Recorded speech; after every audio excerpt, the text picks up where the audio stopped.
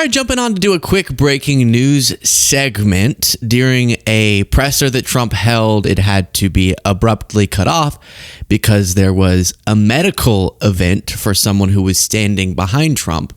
And I'll play it for you.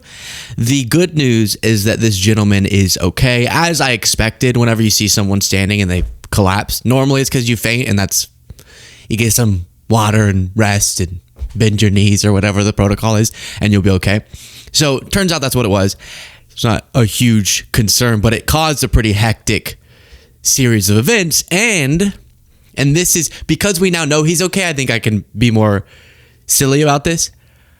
Watching the different people's reaction to this tells you a lot about the people. Some of the guys, I think Mehmet Oz, to his credit, jumps into action.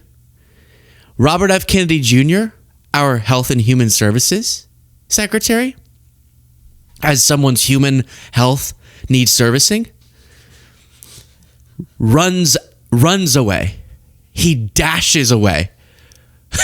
And then Trump just sort of starts standing there aimlessly. And creating high-value jobs. But today we... Oh, are you okay? Gordon, you okay?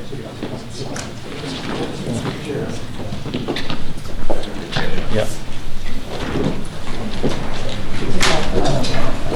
Press, we're going. Thank you, press. Cameras, we're done. Cameras. Gordon, stand up. What are you doing down there? Again, he's okay. He's okay, so we can have fun. That is scary, and I do feel bad for him. I won't play that part anymore. But I do just have to... Can you crop it, maybe? Just out of respect for Gordon? And just so we can focus on Robert F. Kennedy Jr.'s reaction here for a second. While Jaden crops that, please do, if you appreciate the show and little breaking news segments like this, click the subscribe button. It's free, but it's the best way to support this show. Okay, ready? Go, crop. Here's Robert F. Kennedy Jr.'s reaction to someone collapsing. I'm out. I've never seen such a thing. I've frozen before when someone starts... Actually, I remember I used to be in choir in grade school, and a lot of times because people lock their knees and you're standing for a long time, people would collapse like that.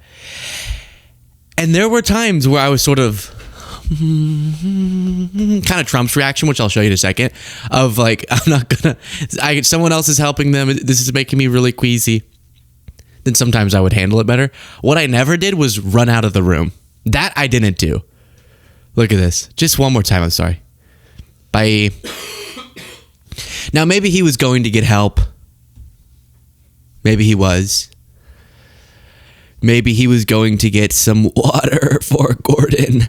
I don't know.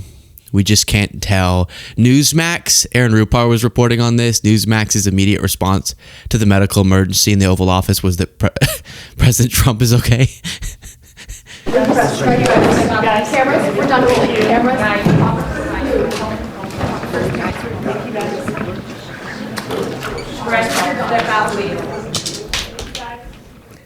So you're looking live right now. President Trump, we want to be clear, is okay. We know that Dr. Oz, there was some sort of medical emergency. The president in the Oval Office announcing this historic agreement draft. So Trump is okay. And then it was identified as seemingly Gordon. Joey Garrison says Findlay is okay, per the White House.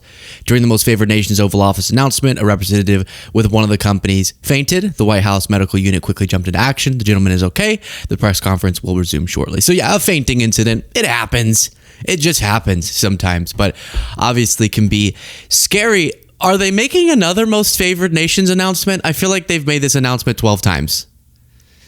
Aaron Rupar said, maybe it's a bad idea to make a bunch of old dudes stand around on camera for an hour while everyone takes turns kissing Trump's ass. Now, a part of it is because they don't get the advice that choir students will get, which is you got to bend your knees. Got to bend your knees. You lock your knees, you'll faint. And they think they're just going in for a quick announcement, and then Trump will turn it into a 3-hour event, and they're just standing there having to pretend like they love Trump. And meanwhile, these have been going on so long that Trump now sits down. So everyone's standing up around him, and then he goes and sits down at the Oval Office, which happened in this event too. This is the photo that Rupar said was worth 1,000 words, which is Trump